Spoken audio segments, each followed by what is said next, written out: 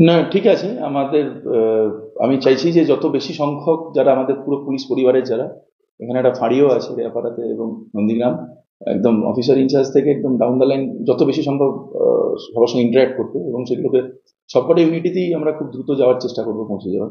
আর কিছু না, আমার যেটা মনে হয় যে আমরা যারা সামনে থেকে আমাদের যাদের লিড করার কথা, তারা যত ডাউন দ্য লাইন যারা আছে তাদের সঙ্গে ইন্টারাক্ট করবে এবং তাদেরকে আমাদের কি দৃষ্টিকোণ থেকে দেখছি এবং সেটা জানিয়ে দেওয়া, এবং তারপরে ওরা যখন দেখতে থাকবে যে আমরা যেটা বলছি মুখে সেভাবেই কাজগুলো করছি, তখন আই ফিল যে আমরা সবাই ভালো পুলিশিং বলতে যেটা বোঝায়, সেই এটা আমরা পাবলিককে দিতে পারবো, সেই সার্ভিসটা আমরা রেন্ডার করতে পারবো।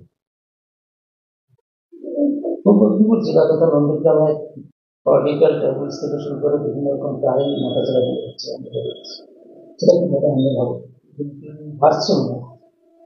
না, এই মনে হওয়ার উপর আমরা যাবো না। আমরা মানে পুরোপুরি যেটা ডেটা আছে তার উপরে আমরা অ্যানালিসিসটা করব। তো আমরা খুব রিসেন্টলি আমরা এই কাজটা শুরু করেছি। এর মানে তো সুতরাং 2-3 দিনের মধ্যে it's too early two comment. আমার মনে হয় যে অনেকগুলো অ্যাসপেক্ট থাকবে যেখানে হয়তো খুব ভালো কাজ হয়েছে, আবার কিছু অ্যাসপেক্টে হতেই পারে যে সেখানে হয়তো কিছুটা অনেকটা ইমপ্রুভমেন্টের জায়গা আছে। তো আমরা সেইভাবে আমাদের জায়গাগুলোকে প্রায়োরিটাইজ করবো এবং আমরা টিম হিসেবে একসঙ্গে কাজ করবো। আমার মনে হয় যে যেহেতু আমাদের ইন্টেন্ট খুব স্ট্রেট ফরওয়ার্ড আছে এবং পরিষ্কার আছে, আমরা খুব দ্রুত সেই জায়গায় যেতে পারবো। নন্দীগ্রামের দুরঙ্গগুলোকে আপনারা আগে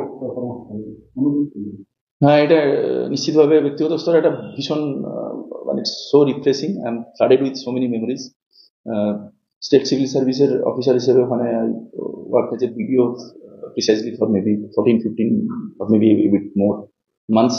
তো যে নন্দীগ্রাম 2 এর যে বিডিও অফিস, তার সঙ্গে অনেক স্মৃতি ওখানকার মানুষজনের সঙ্গে জড়িয়ে আছে। তো এখানে ইউনিফর্মে আবার আসা এবং সেটার একটা আলাদাই অনুভূতি। তো চেষ্টা করব যে আরো বেশি বেশি করে ওখানে মানুষের মন জয় করার কাজ দিয়ে।